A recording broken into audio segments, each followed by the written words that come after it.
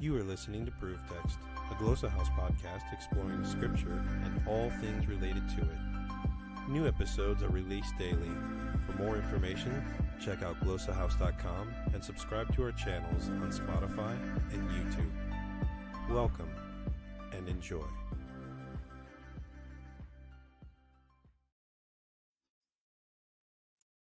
Shalom, this is Dr. Jennifer Noonan, and I want to welcome you to another episode of SLA Insights, where we're applying second language acquisition, research, and principles to the teaching and learning of ancient languages. I've been talking about vocabulary acquisition and some factors that are involved in knowing a word and factors involved in learning and retention. I'm actually going to talk about 5 altogether of these factors. Last episode I covered 2. Today I'm going to cover 1 more, and in future episodes I'll finish out the 5. So because vocabulary learning really is a very complex process. It's not just a matter of memorizing an English gloss to go with your L2 word, Hebrew, Greek, Latin, whatever it is. And there are several factors then that are going to influence how well your students will learn and retain that L2 vocabulary item. So as I said last episode, I covered 2 factors that will influence the learning and retention of vocabulary, those being noticing and motivation, both of which are related. This week I'm going to cover retrieval, and then in upcoming episodes I'm going to talk about creative use of vocabulary and interference. So as I said, this episode we're going to talk about retrieval. And retrieval is the ability to pull out of your memory the word, the target item, the vocabulary word that you're trying to learn. And this is related to the way your memory works, particularly long-term memory, and these memory traces that are connected to that particular piece of knowledge that you want to retrieve. So here's kind of how it works. So when your brain makes a form-meaning connection, that is connecting the form of the word, whether it's the auditory form, the visual form, the conceptual form, and its meaning, when those are connected and your brain takes that in and creates what's called a memory trace in the brain, a way of retrieving that information again and bringing it out. Now the trace will disappear quickly or be displaced in working memory if it's not used or repeated. So retrieval is going to be carefully connected, strongly connected with repetition. So with repeated opportunities to interact with this word, that memory trace is going to be stronger.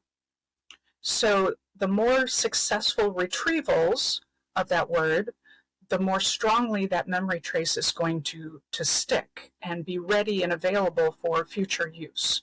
For reading, they say that the greatest increase in learning for a vocabulary item occurs after the learner is exposed to the new word between 2 and 3 times, okay? That's just to get the memory trace laid down. Data indicates, though, that you're going to need 20 to 50 repetitions for substantial learning, and that's 1 vocabulary item, all right? 10 repetitions are not going to be sufficient to develop full knowledge and a solid memory trace for that particular item. All right, so now let's apply this to the learning of ancient language vocabulary. You can't stop with just a few vocabulary flashcard run-throughs and I learned it for the quiz. That's not enough. You've got to get multiple encounters with the word, preferably in multiple modes.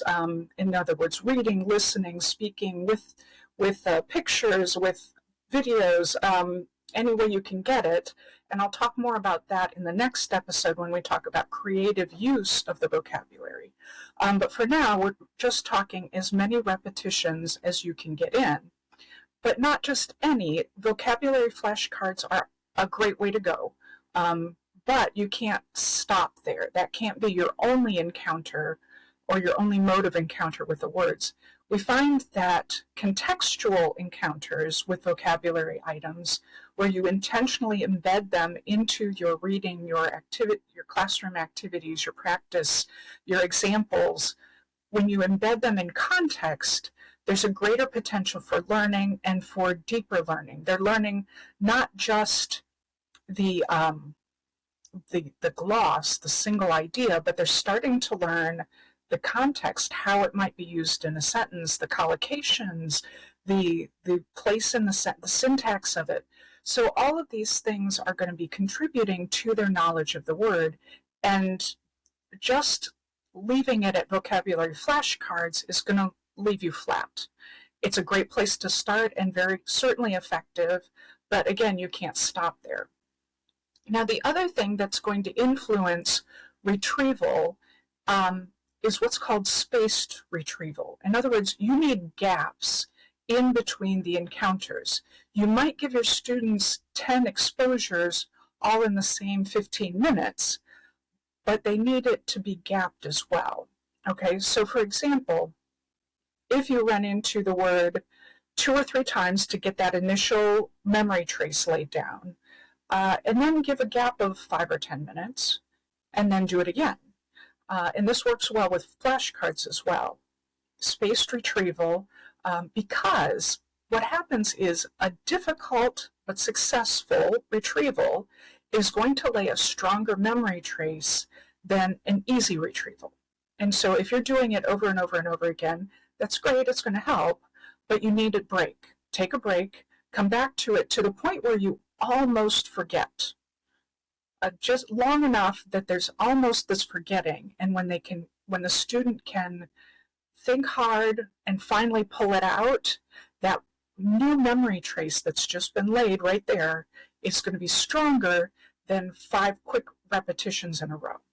Okay, so this idea of retrieval is important for the permanence of the memory of the particular vocabulary item that you're working with.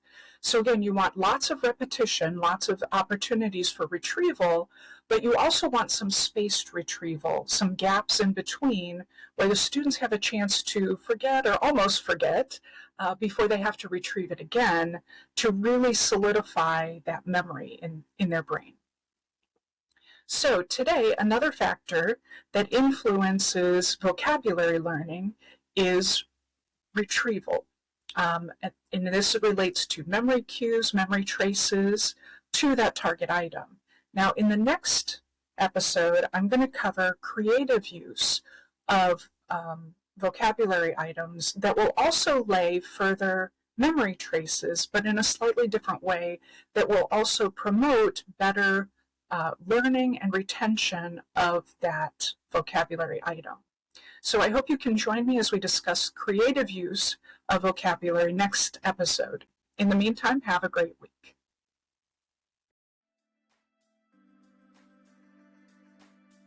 Interested in growing your ancient language skills but not sure where to start? Glossa House can help. From illustrated readers and short stories to lexicons and grammars, Glossa House offers a variety of resources for beginning, intermediate, and experienced ancient language learners. Head to glossahouse.com today.